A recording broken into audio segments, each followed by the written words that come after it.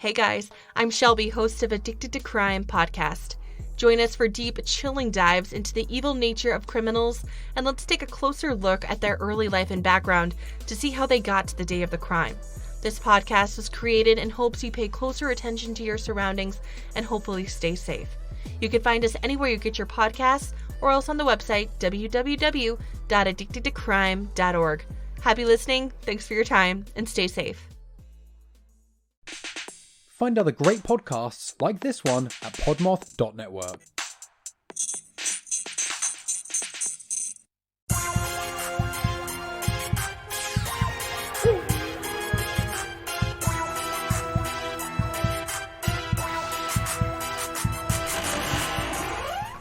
Hey, what's up, you guys?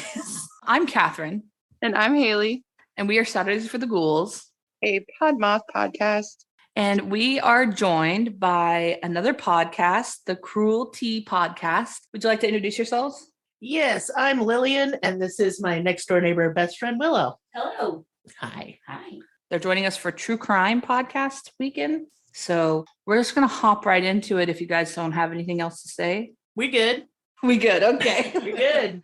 So I'm going to talk about a case. It's a pretty big case. If you guys are true crimers and you have been for quite a while, you may have followed the case. So there might be things that you could interject. If you might just know of the case because it was very big. But I'm going to be talking about the Jody Arias case. Oh, yeah, we covered that one. I assumed you would have 4 episodes a week. Yeah. She met Travis Victor Alexander, which was her on and off again boyfriend. He was born in July of 1977 in Riverside, California. He worked at Prepaid Legal Services as a salesman and a motivational speaker. In 2006, in September, in Las Vegas, he went to a Prepaid Legal Services conference, which is where he met his girlfriend, or soon-to-be girlfriend, Jody Arias, who was born in July of 1980. And so they kind of hit it off at the conference, I guess you could say. In the beginning of their relationship, although it was prior to dating, she converted to the Church of Jesus Christ Latter-day Saints, which is Mormonism, and she was baptized by him in November of 2006. Again, it's prior to them officially becoming a boyfriend-girlfriend, which I think was a jump. Don't you think? Well, I mean, kind of soon. Like a requirement he had, like you gotta be Mormon. I guess so, It's one of those things with people that are really into their religion. Yeah. And especially for somebody like Jody who just wants the dude. Yeah. She's gonna Yes. do anything, Oh, yeah, she would have. anything for him at all. If he's into it, she'll be into it overnight. Seriously. Oh, for sure. Yeah. So they officially became boyfriend-girlfriend, Facebook official in February of 2007. She moved to Arizona to be somewhat closer to him. And then she moved to Eureka, California. They dated kind of on and off again, but after 5 months of their first stint of 5 months, Travis felt guilty about their sexual relationship due to his devout faith. That's the reason why they first broke up. And then it was kind of just a tumultuous, like on and off again kind of relationship, if that makes sense. I've had a lot of them. Yeah. So during the times that they were broken up, Travis was dating other women, and he told his friends that Jody was stalking him, but he also continued to communicate with her. So, To be fair, it's when somebody is stalking you, especially a former romantic partner, it's really hard to kind of draw the line and set boundaries, especially when they don't respect your boundaries in the first place. Exactly. So still talking to them. Yeah. We're going to fast forward a little bit to May of 2008. Jody's grandparents' home was burglarized and a .25 caliber handgun was stolen. We're going to go back to that a little later. But in June of 2008, Travis and Jody were planning on going to Cancun, Mexico for a work trip together, I guess. And supposedly at last minute, he decided to change his mind and not take Jody and take Mimi Hall, which is another woman that he was friends with. Around June 2nd, between 1 and 3 in the morning, Jody called Travis 4 times, and it appeared that he didn't answer because they were very short phone calls. But around 3 a.m., Travis called her back twice, and there was an 18-minute call and a 24-minute call. And then at 4 a.m., she called him again for 2 minutes and 53 seconds. Now, none of these calls were shown in any kind of trial of any sort in the future, but they probably should have. They might have given more context if they could have given the transcripts. After those phone calls, Jody rented a car and she went to go visit her friends prior to going to this prepaid legal services work meeting or conference in Utah, which is where he was currently living, was in Utah. So she visited one of her friends, Ryan, who was a coworker, and she left late evening from his house on June 3rd, and she went to Salt Lake City. On June 5th, she met with Ryan at the conference and attended meetings with him. And Ryan noticed that she had dyed her blonde hair brown and she had cuts all over her hands.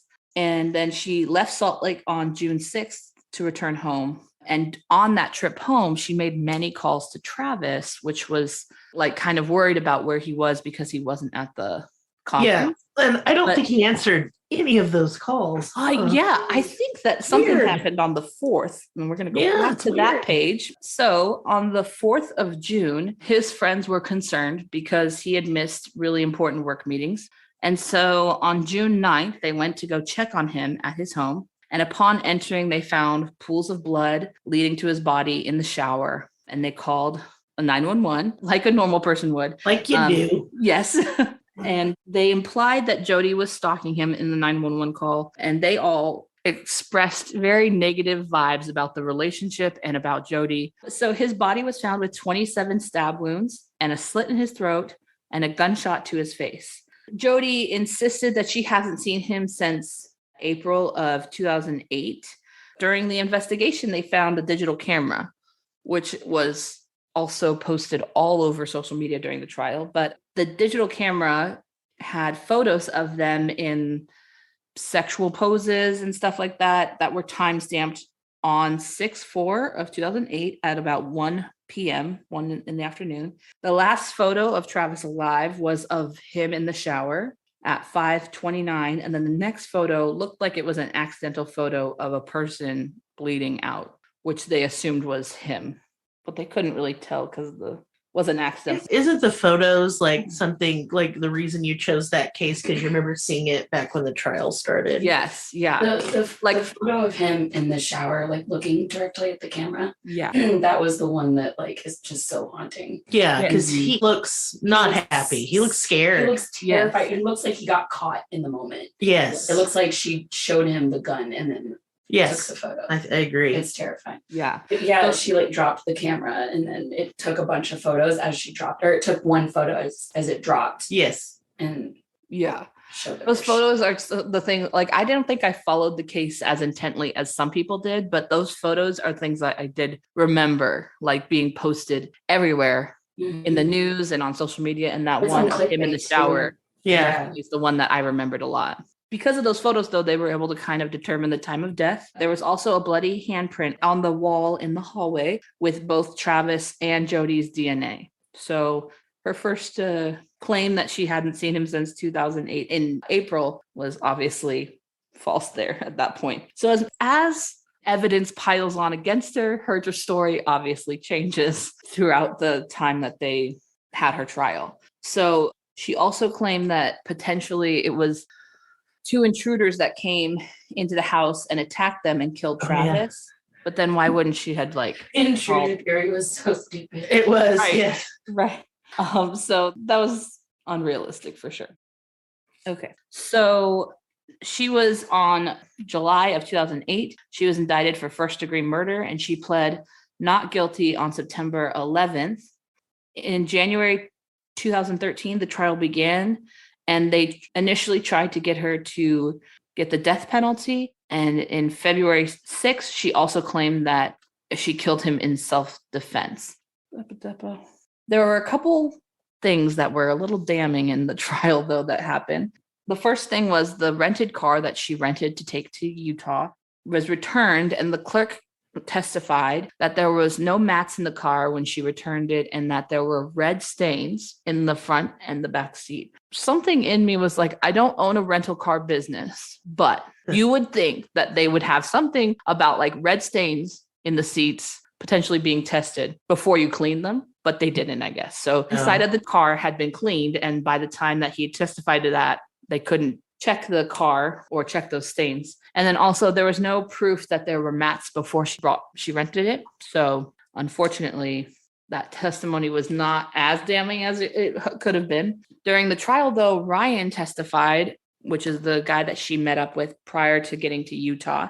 He claimed that Jody and him spent hours, quote, hugging and kissing on a large beanbag while they were at the meeting. I just want to know, like, what work meeting has large beanbags? Because, like, right? That's the type of work meeting I'd like to go to. The same type where the manager is like, hey, guys, instead of a raise, I got you this pizza party. He asked her where the cuts on her hands came from because he testified to noticing those cuts. And she said that they were from broken glass while working at Margaritaville. But plot twist, the detective found out that there was no restaurant called Margaritaville in the city that she lived in. And so she claimed that it was a restaurant named Carlos Ramos where she made a bajillion margaritas. And that's why she called it Margaritaville. Oh, well then, my mistake. Right. That makes total sense, right? So there was a round from a .25 caliber handgun. Do we remember that? Yes. It was stolen from her grandma's gun. So they think that she staged the burglary at her grandma's house to obviously get the handgun. Prosecutor claimed that Jody was stalking Travis and even slashed his tires twice. And supposedly in the days prior to his death, he was becoming afraid of Jody. He called her a sociopath and the worst thing that's ever happened to him. He's not wrong. He's not wrong. I know. Here's the thing. He's not wrong. That's like, to me, if a guy said that to my girlfriend, I'd be like, you know what, fuck him. Like, it's whatever. But knowing all the things that have happened, he was not wrong. No. Jody took the stand in her own defense and testified for 18 days. Yeah, it was it was a shit show. Yes. It was a shit show. I don't know what her lawyer was thinking. They should not have done that. No. The first day, she explained that she was violently abused from the age of 7 by her parents. On the second day, she explained the relationship between her and Travis and that it mainly included oral sex and anal sex, because those activities would not break his Mormon rules that he chose to live by. I think that it's sex regardless of. She's so holy. That was good. No, that's a bad joke. Oh, Lord. Yeah, it's sex regardless of where things go. I mean, it could even be in the thing that Mormons do where they like put it in, but they don't move it. They just jiggle it around. Yeah, and then there's another one. Soaking. There's another one where one Mormon will lay on the bed and the other will jump on the bed. Oh. And I'm like, y'all, it's okay. Right. Like, it's so damaging, I feel.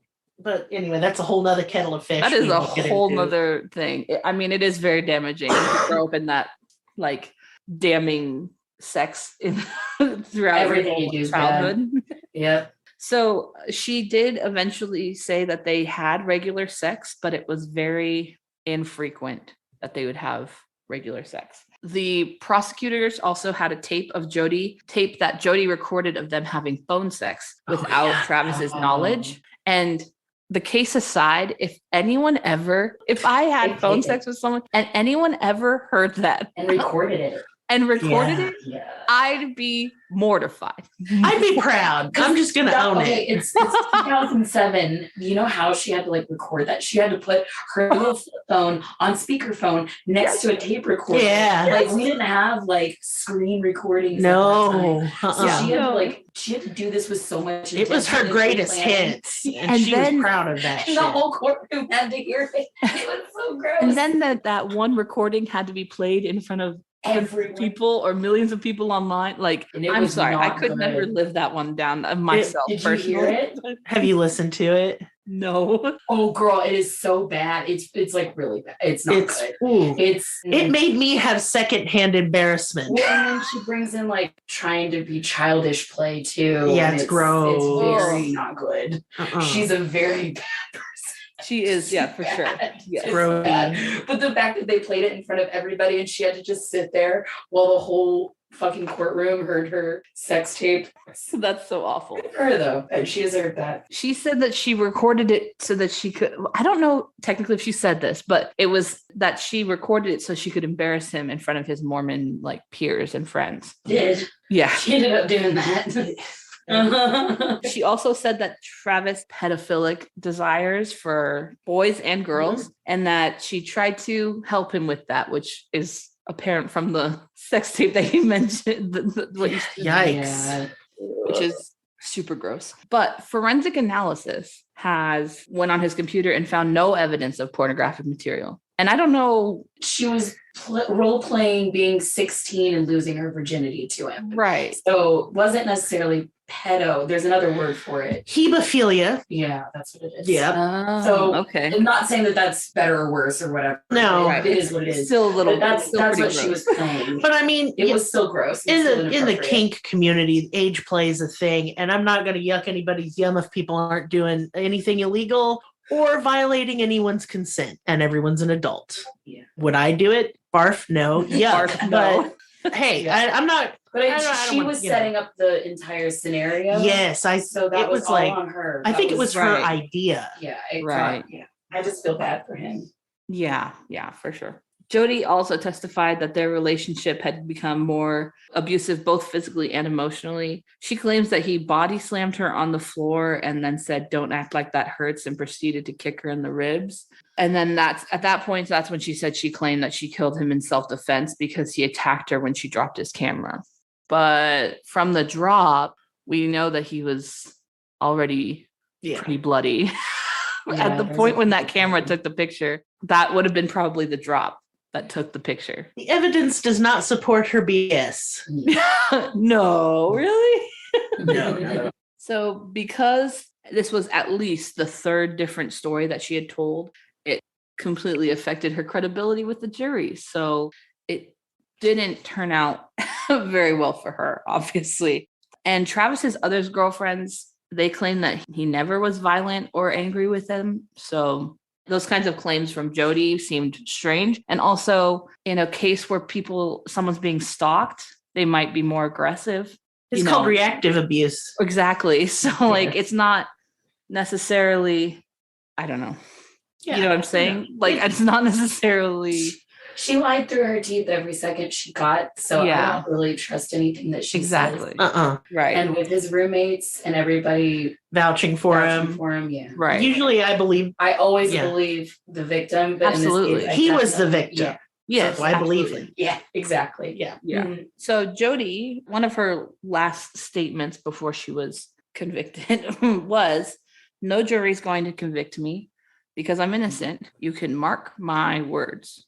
She said that on camera. And she said that on camera. I bet you they played that over and over again. They did. I remember. She tried flirting with the guy interviewing her. It was just really sad. Next level cringe. So cringy. Trying so hard. She like had him like hold the mirror for her while she did her makeup. Yeah, I remember that. Just hold it still. Do I look okay? Oh my gosh, I remember that. No, I'm pretty. God. Jesus. So psychologist Richard Samuel testified for 6 days on the stand, and he said that Jody's body was in fight or flight, which caused her to stop retaining memories, and he diagnosed her with PTSD. The prosecutor said that he was biased and accused him of having a relationship with Jody, which I wouldn't put it past her. Yeah. Oh, no. Obviously. Then Alice LaViolette, a psychotherapist, testified that she was a victim of domestic abuse, and that's why she was, why she did it. But Janine DeMarte was a clinical psychologist and testified that there was no evidence that she was suffering from PTSD or amnesia, and she would have diagnosed her with borderline personality disorder. Yeah. And later, other psychologists disputed that she didn't have borderline personality disorder, but I mean, she has something. That's for sure. There's something going on. Something's going on with more her than brain. lack of attention. That even is though definitely. Did you see a lack of attention? Yeah, suffering. Well, pick-me-itis going on. Pick me, girl. I suffer from lack of attention all the time, and I never kill anyone. So I just holler till somebody give me forehead kisses and food. like a cat. Yes. Anyway, on May 8th of 2013, Jody Arias was found guilty of murder in the first degree. The jury could not come to a unanimous decision about if it was premeditated. On May 16th, the jurors began to decide her sentencing. She originally asked for, on May 21st, she asked for a life sentence, even though a few years prior, she asked for the death penalty because she said she was suicidal. And so she wanted the death penalty, but they declared that it was a hung jury and they couldn't come to a decision. But finally, on April 13th of 2015, she was sentenced to life without the possibility of parole, which is great. I mean, it took 1,000 years to happen, but whatever. Yeah, I'm dating ladies now. Yeah, she is. She is. Yeah. I know. Yeah, well, And whatever. so- you gotta Good. This case kind of opens up like the beginning of social media and true crime and social media and like obsession with crime and that kind of stuff, and where like the line was, because it was live streamed just as much as like the Johnny Depp case was. In my opinion, I do indulge in like the true crime, documentaries and that kind of stuff, but like I didn't watch the live streams of like any of the cases. I didn't watch this either, but I was only 18, so I don't think I was into true crime at that point, but I did remember it on the news all the time, and it was on every like ad on the, oh yeah, every article. But I mean, on the to be website. fair, whatever form of media we have has been obsessed with true crime since there's been media. Yeah, We see this a lot, like the crime of the century, the crime of the Right. this, and people like packing into courtrooms and how it affects like, I mean, turn of the Right. century crimes and everything. oh yeah, It was a tradition to go to the scene of the crime and gawk like in yes, they would Yeah. do that. Go It's look at the crazy. to bodies me. and everything. It was right. This case you were able to watch this case very closely. Associated Press called the case a circus, a runaway train, and said that it grew into a sensation that people followed live online. And then Toronto Star quoted, and this is a quote from Toronto Star, and it said, "With its mix of jealousy, religion, murder, and sex, the Jody Arias case shows what happens when the justice system becomes entertainment." And that's like, I was like, oh, that, yeah. I don't know. It raises important this- questions about Yes. like ethics in true crime, which is something Right. me and Willow are actually really concerned about. Right. Something I'm concerned about too. Like I try to like make it as clear as possible, like you're always for the victims, you're always, like all those things. And I just don't like the circus that sometimes true crime can be, especially like when people continue talking about stories that people want to be done with. right. Like the victims' families are like, please stop talking about my Like Right. Jeffrey Dahmer, for example, who I will Right. literally never cover because the victims' families have asked repeatedly for people to stop. Yeah. Right, Yeah. exactly. And so like I try to like do like a search through the internet to see if there was like, do any of the victims, like every time I do a story, I'm like, are there any like victims that don't want us to talk about this anymore? Something like that. It for my own- just gives an extra layer of responsibility, but it's important. And then there's so many cases that the families want their story heard. Yes. So, I don't know why people have such a hard time with this. Just pick the cases that aren't getting attention that need it. Right. Exactly. right. Exactly. And I think that this case was able to bring that kind of conversation forward. For sure. And so this trial was considered one of social media's first like mega trials. Now, not like the media, like the news and stuff. 'cause Yeah, right. obviously there was like John Bonet and all those other big trials that happen, or big stories that happen that were in the media. But for social media itself, this was probably one of the first mega trials. And that's all I have specifically on Jody Arias. I know the case is like huge, and it's like, Oh yeah, it's multi-layered. We'd so be many here all layers. Like day. I was reading so many articles, I was just like, oh my, like this. It's so salacious too. Yes. Yeah, I nasty. watched almost the whole trial just because You're like that? it was Yes. nuts. So, but I watched it for the research, not during the time that the Right. trial was going on. Right. I thought that brought up a good discussion to make sure that, the true crime community is making advancements to be better. Yeah. Just to be better as people and like keep in mind people's feelings. So that's all I have on the true crime wave. We have just a couple questions for you, but I just wanted you to like shameless self-promotion here. Let them know where to find you and what you guys do. Yeah. So Cruelty is a true crime podcast, but we also on Mondays cover paranormal, supernatural stuff, anything from conspiracies to UFOs to hauntings, that sort of thing. Cleanser episode. It's the one episode you won't hear about death at least once a week. Yeah. Well, you might, but at least it's going to be in a murdery way. Not usually. Really weird. Not weird stuff. Starting to week off with weird stuff on Monday, and then Tuesday and Thursday usually on our. We try. Our normal schedule is Tuesday and Thursday is crime, true crime stories. And each month we do a theme. It helps us narrow down our research. And make a more narrative flow, kind of. It gives us a goal. So this last month, we just did Celebrity Month. We've done Cult Month. We've done Vampire Month. We've done Hannibal Month. We've done all kinds of different months. Next month is the true crime stories behind American Horror Story. Yeah. So all the stories that you see in American Horror Story, all the characters, the scenes, things like that, anything that's pulled from real life, those are the cases that we're talking about next month. And on the Mondays, we'll be doing the more supernatural, paranormal American Horror Story cases, like Amityville, Roanoke, stuff like that.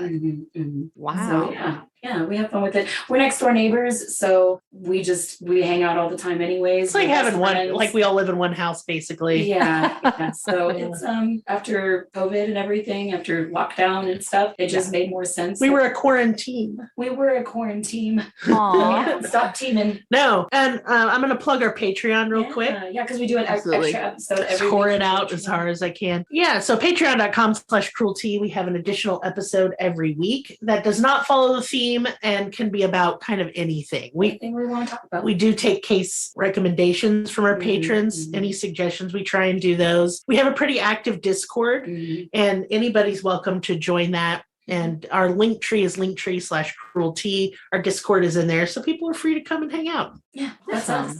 That's great. That's very good. Those are answer twice. I liked it. Yeah, Hayley loves American Horror Story. Horror Story. Oh, yay. She's like, she watches every season. I've watched like most. The theme song is my phone ringtone. Yeah. Oh my God. My ringtone too. Oh no. Did we just become best friends? Only because she's my best friend first, so. Okay. I'm just kidding. Well, I'm not possessive. If you want to be a slutty best friend, you just go right ahead. I like that kind of thing. Did you see the new one that's coming out? But I heard that there's a new one coming out, but I haven't seen anything. I like to wait till the show's all the way done so I can binge it. I have to do it all in one night. Yeah, it freaks me out. Yes, I can't wait. No. The anticipation kills me. Too much. Literally. Yeah, can't do it. And you die, and it sucks. Literally, and you die. I don't know what they're going to do, but the theme was NYC. So I was like, New York City. Yeah, I saw that. I did see that. We'll see. I say judgely. I mean, New York City has some major crime. I'm interested to see what they do. Yeah, like there's some stuff like it's real bad there. We talk about it sometimes. We should do a New York one. Do you guys watch it together or do you guys watch it like alone? No, I don't want to be a wet blanket, but I'm not a huge fan. I liked Hotel because Lady Gaga was in it. And I was working at the other hotel at the Crescent here in Eureka. Considering that as the location. They actually had the scouts for American Horror Story go to the Crescent when I was working there as a ghost tour guide. And I was like so excited. I was like, oh my God, I get to meet Lady Gaga. I would drink her bathwater. Yes. But I didn't get to. I was this close. Yeah. Wow. Jelly. That's awesome. Yeah. So I really like all those episodes. Yeah, I think Ghost Adventures came there right after I quit working at the Crescent as a tour guide. And I was glad I missed it. You don't like Zach Bagans? But my friends were all the reenactors. Yes. Like those are all our friends. Yeah. Oh my gosh. So you'll have to go back and watch that Ghost Adventures for the The Crescent Lady in Hotel. White, we know her. Crescent Hotel. Zach Bagans. Yeah. Putting on his little asthma mask. It's quote America's Most Haunted Hotel. Because they copyrighted that. Yeah. Is why. I mean, it's pretty messed up. I don't knock it. It's truly I haunted. Think Oh my a lot gosh. of people died there. Oh yeah. Like he killed a lot of people. The whole Norman Baker thing. Yeah. So every month we do a supernatural like location or something. And we've done a few hotels. So we'll probably check out the Crescent Hotel. Oh, So you you guys should. know that You for should. sure. It's haunted. Oh, yeah. Yeah. Oh, yeah. I worked there. I guess I'll tell you a story later, but yeah, it's haunted. It's legit. Yeah. Yeah. Whoa. I too got my butt touched there. Mm-hmm. Oh, Like that on a t-shirt. a butt touching ghost. Oh, There's a pervy ghost there. Yes. Yeah, there's a couple, but yeah. Ghosts are just as pervy as humans are. Humans are pretty disgusting. Well, because they probably were once humans. They are incorporeal. Incorporeal sluts. That's my new band name. Oh my gosh, that would be a good band name. All right. Well, Hayley. Yes. Okay, Spooky Babes. We love that you come and join us today. We hope that you had a great time and you met some new friends and you're going to go check them out. And the world is a better place with you in it. And we will see you In your nightmares.